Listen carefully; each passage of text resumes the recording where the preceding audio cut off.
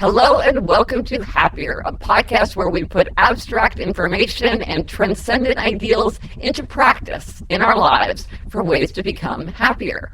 This week in our series about the five senses, leading up to the publication of my new book, Life in Five Senses, we'll talk about why we might create an audio apothecary. And we'll also pass along a question from two listeners who are questioners who are facing the same challenge. Plus, I have an exciting announcement. I'm Gretchen Rubin, a writer who studies happiness, good habits, the five senses. I'm in New York City in my little home office, and joining me today from Los Angeles is my sister Elizabeth Kraft. And Elizabeth, I will be seeing you in person soon.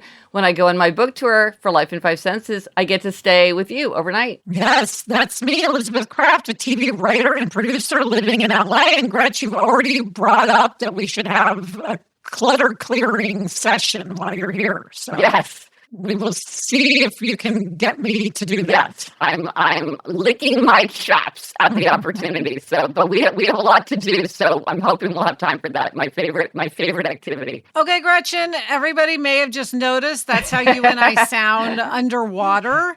And we did that because this episode is all about hearing. Yes. Your book about the five senses is coming out soon. And so we're celebrating the five senses. This week we're celebrating hearing. And so we're playing with some of our sound. And that'll be throughout the episode. Yeah, a little fun thing to notice as you listen. But before we launch in, I have a big announcement. I am launching a new quiz. So 3.2 million people have taken my 4 tendencies quiz. I love a quiz. Yeah. Nothing's better than a great self-knowledge quiz. So with the five senses, we're all familiar with the five senses of see, hear, smell, taste, touch.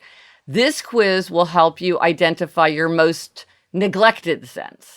And Gretch, why do we want to know this? Well, see, if you have your most appreciated sense, you probably are already tuning into it all the time. Like you're exploring it, you're sharing experiences about it because it's something you really appreciate.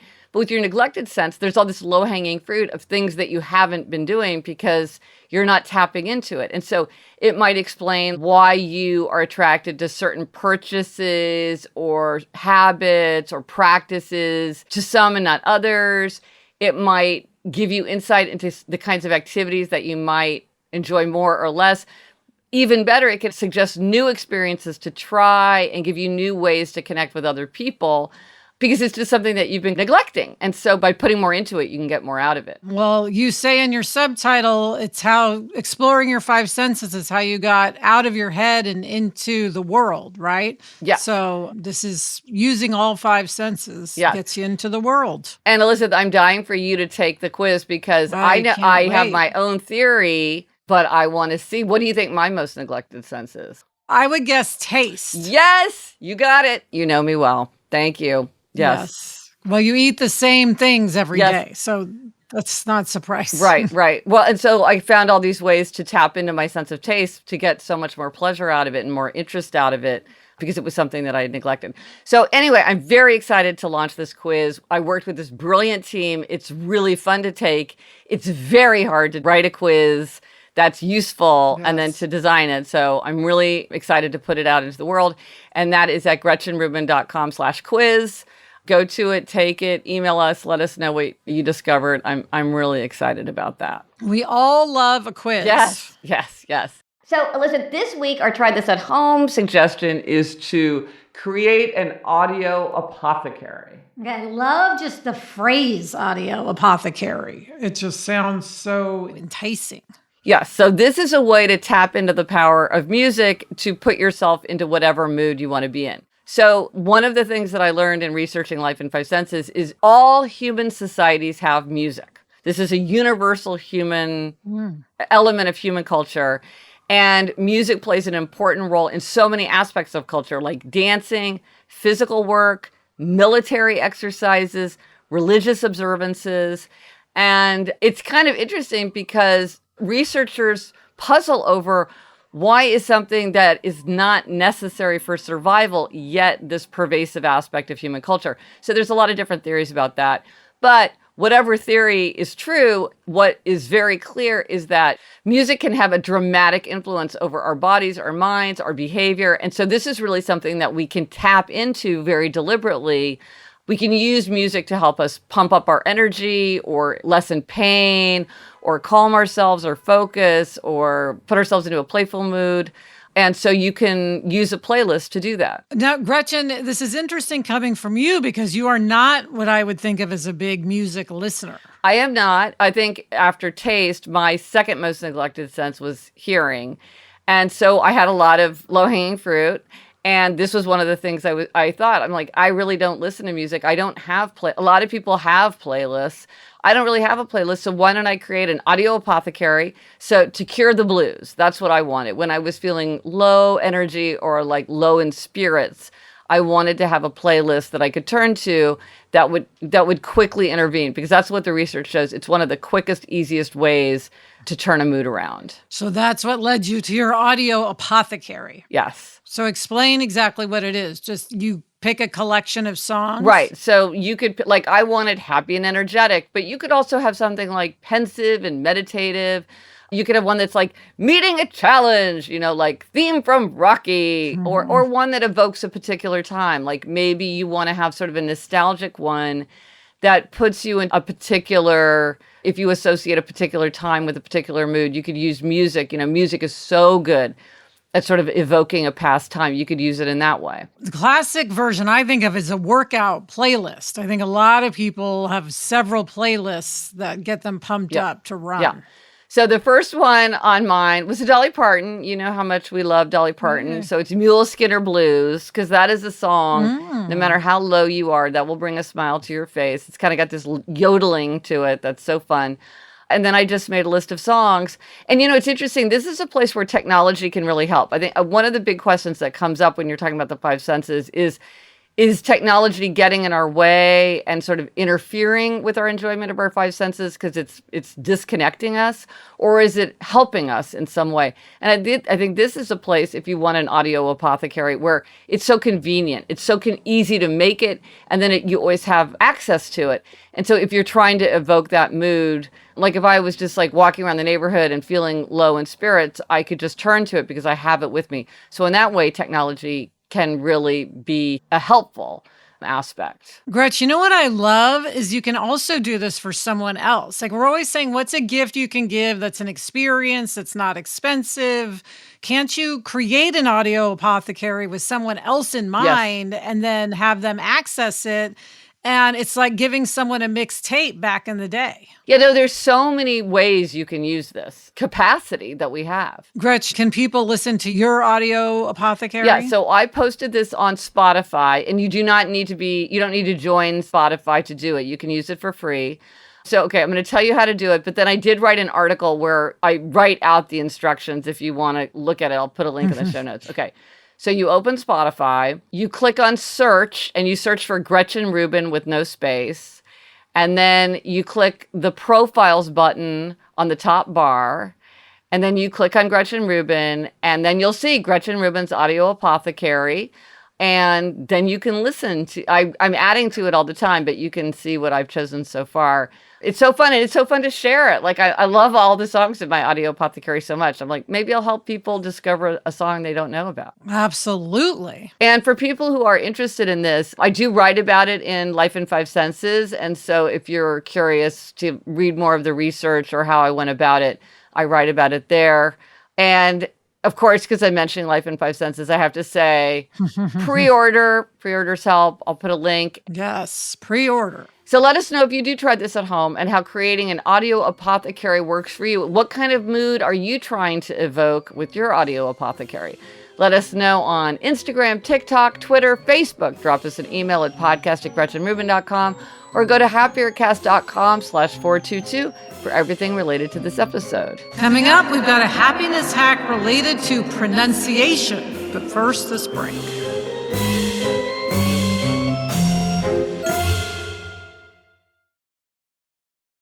Gretch, it's time for this week's happiness hack, which is also on the subject of sound. Okay, so I was recording my audiobook, and one of the things that comes up a lot when you're recording an audiobook is how to pronounce things. I always realize that there are many words that I've been mispronouncing my whole life, and then there are words that sort of everyone is unsure, so we check. And then there are names where you really want to check and make sure that you have a name right. So the engineer, Zach, told me about this site called Youglish, Youglish, like youglish.com.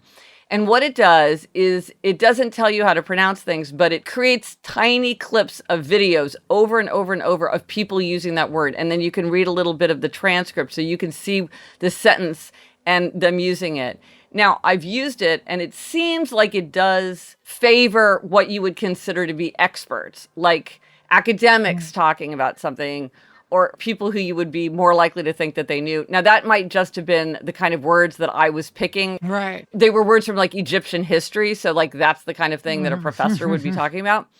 And what it shows you is often there is a lot of variation. So maybe nobody's going to know if you're right or wrong because there's a lot of people pronouncing a word in a different way. But it's often really helpful to hear a bunch of people saying it rather than just this trying to do the same one over and over, because it's just sometimes hard to imitate a word where you're not sure how they're saying it, and you can't always see a written example of how to pronounce something. So I found it to be really useful to just incredible. It's just clip after clip after clip. So that's Youglish. It's youglish.com. Yes. That's amazing. Yes. Once again, technology is our friend. That is correct. And now for 2 questions from 2 listeners. These are questions related to the 4 tendencies. They're both related to being a questioner and also related to listening and talking, which are some of the most important things that we do with our senses. And the first one is from Jenny. Okay, Jenny says, as a questioner, I hate being asked questions. The trouble is I have a mother and grandmother who continually ask where I've been, what I've been doing, etc., etc., etc. I really don't want to share my personal timetable each time we meet, which is almost daily. I find it trivial and intrusive. Also, when asked by neighbors, my mom will share all the information she has. It's not malicious, but more of a verbal diarrhea. I certainly don't want all my personal information shared with the neighborhood either. The difficulty is that neither my mom nor my grandmother understand my reluctance to share information with them. They constantly think I'm being ridiculous, not wanting to answer questions, and that I am being, quote, funny, deliberately awkward with them. It's a source of many fallouts. Please, do you or your listeners have any suggestions on how I can deal with this situation? So one question that many questioners face is they don't like to be asked to answer questions, which is ironic, but it is something that many questioners talk about. And another thing that many questioners talk about is being very, very resistant when they are asked to do things that they feel are arbitrary or unjustified, which is what the next questioner is struggling with. This comes from Rebecca. She says, I am a questioner and I was wondering if you had some advice for how to navigate a work environment that is designed in ways I struggle with. I am an associate at a law firm, and I am finding that a law firm is filled with seemingly arbitrary expectations that are hard for me to deal with. Billable hours are the most obvious example. Another is the propensity to set arbitrary deadlines that are unconnected to any court schedule at all. Unsurprisingly, all of this drives me crazy and I find it totally unmotivating. I try to meet these expectations because I don't want to cause stress for other people, but my inner monologue is infuriated by a lot of it, and I often don't meet my hours in a month if doing so just means creating extra unnecessary work for myself. I will work very hard to finish work that needs to get done, but I won't do any work if it's just to bump my number up. Do you have any tips for how to navigate these seemingly arbitrary expectations so that I am not so cranky about them and actually meet them? I imagine the other tendencies also find themselves in work situations that they can't change but go against their tendencies as well. I otherwise like my job, my coworkers are great, and the work is fun, but this part of it I am struggling with. Well, first of all, questioners, how do you deal with this? Let's hear it from the mouths of the questioners. How do you deal with when people asking you questions that are irritating? And also, how do you handle arbitrary demands? I will say that one thing I've heard of that can work for questioners dealing with the arbitrary demands is for them to look for the second order reason. So you could say, well, I'm not meeting this deadline because this deadline makes sense, because this deadline doesn't make sense. I'm meeting this deadline because I'm an associate in a law firm. I want to make partner, or I want to get my bonus. And for me to do that, I need for you to rate my work as excellent. And so the way that I will get that excellent rating is by doing what you want me to do. And so it's sort of like the demand itself is arbitrary, but my behavior is not arbitrary. My own response is very, very well justified. Sometimes questioners find that to be useful. Yeah, Gretchen, and thinking about someone above them might be being questioned. In other words, like Sarah and I sometimes will get what we consider arbitrary questions of like, well, when is this going to be turned in?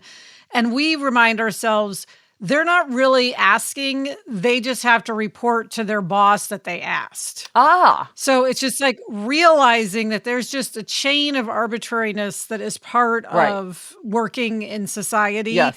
And it's not that anyone, you know what I mean? It's just the way it goes. Right. Well, I also think this is a case, and I don't know that everybody would be open to this, but in some circumstances, you can talk to people about the four tendencies and just sort of say like, well, this is a thing. I mean, I've heard from many parents who will like go into school with the four tendencies book and underline parts.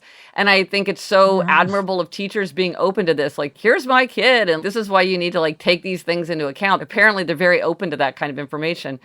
But if you went to your boss or your manager and said, I'm really struggling with this, help me understand why it's set up this way, it might be that there is a reason that you just don't understand.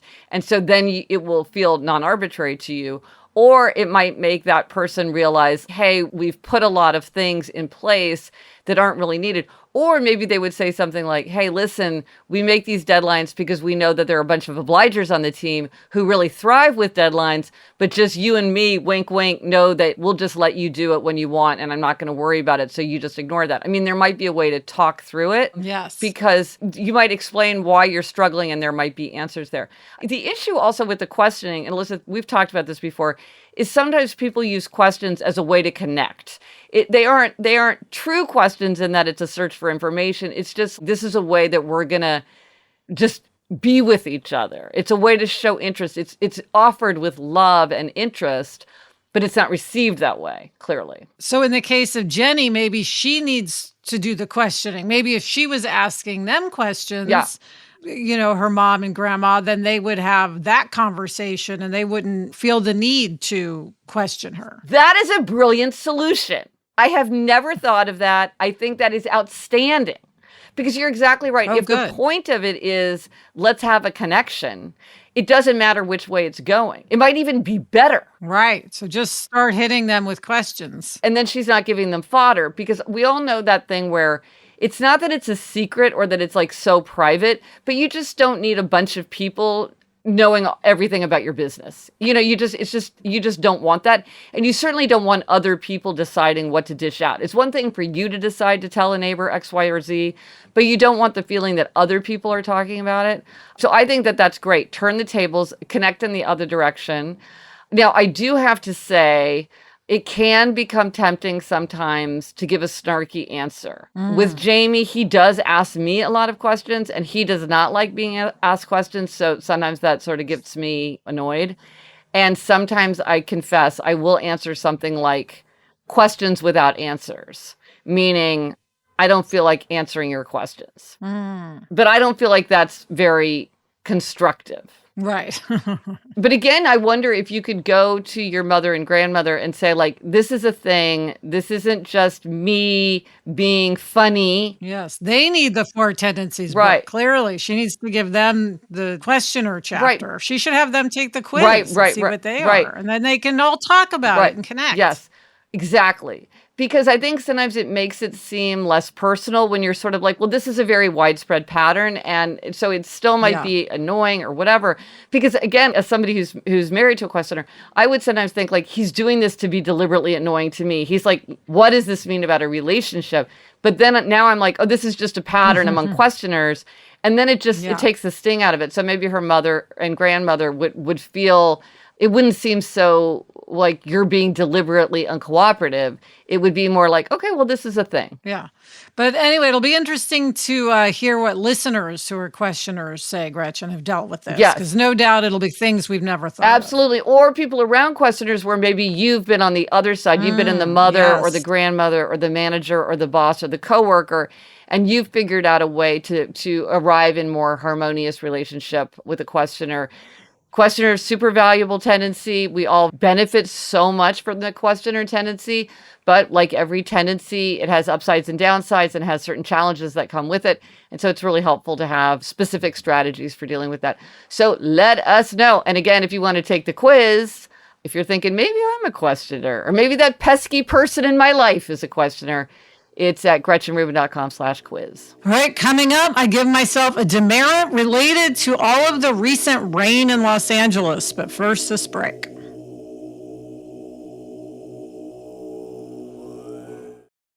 Okay, Elizabeth, demerits and gold stars, and you have a weather-related demerit.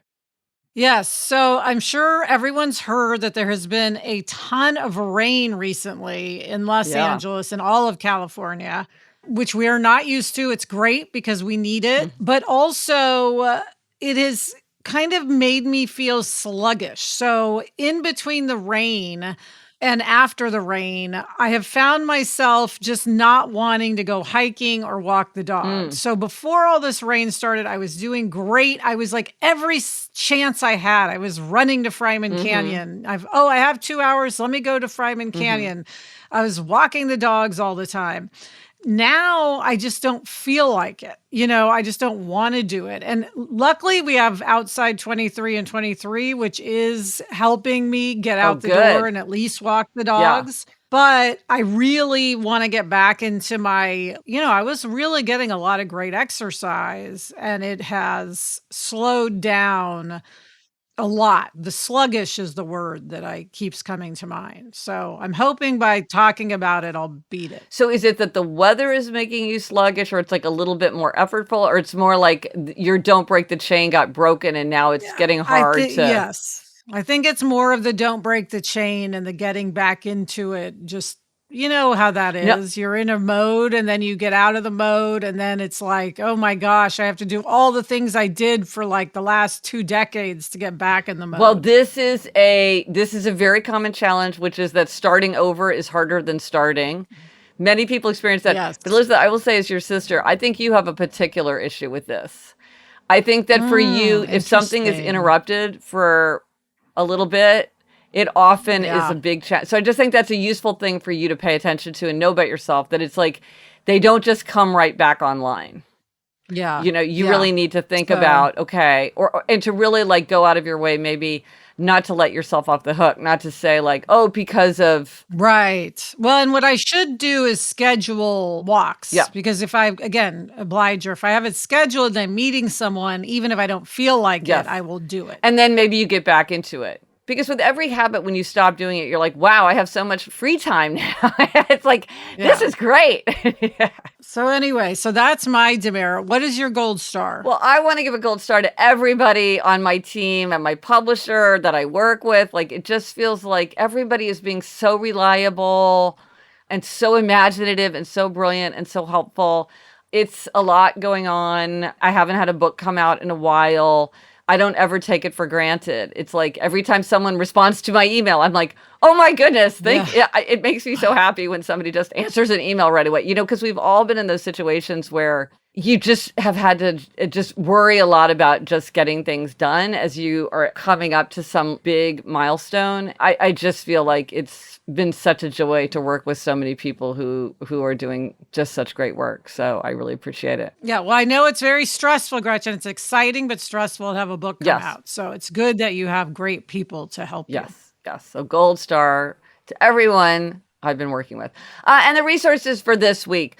Again, take the quiz, GretchenRubin.com/quiz. I'm so excited to put this out into the world. I do think it's really, really fun. We put a lot of effort into just the experience of taking it and like getting your result. So I really hope that people will be having fun with it. And then also that they find it a really useful thing to know about themselves as they look for ways to make their lives happier. And Elizabeth, what are we reading? I am reading The Water and the Wild by K.E. Ormsby. And I am reading On Becoming a Novelist by John Gardner.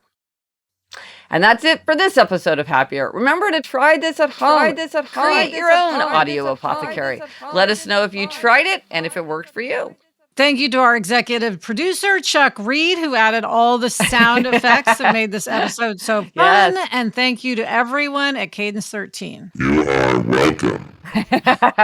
Yay. Get in touch. Gretchen's on Instagram and TikTok at Gretchen Rubin, and I'm on Instagram at Liz Craft. Our email address is podcast@GretchenRubin.com. And if you like this show, please be sure to tell a friend and rate, review, and follow us wherever you get your podcasts. Until next week, I'm Elizabeth Craft. And I'm Gretchen Rubin. Thanks for joining us. Onward and onward and onward and onward and onward and onward and onward and Onward upward. and upward.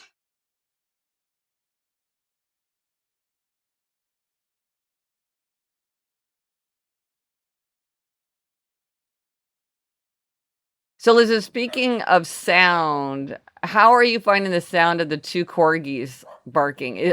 Do you now just ignore it and you don't hear it, or is it still registering? I think I hear it. I feel like I hear it, but it definitely doesn't bother me as much, which in some ways is a bad thing because then I feel like I'm less likely to make it stop and it could be bothering others. Well, but when it's your own beloved dogs, it's a lot less irritating. I know, that's the thing. Exactly.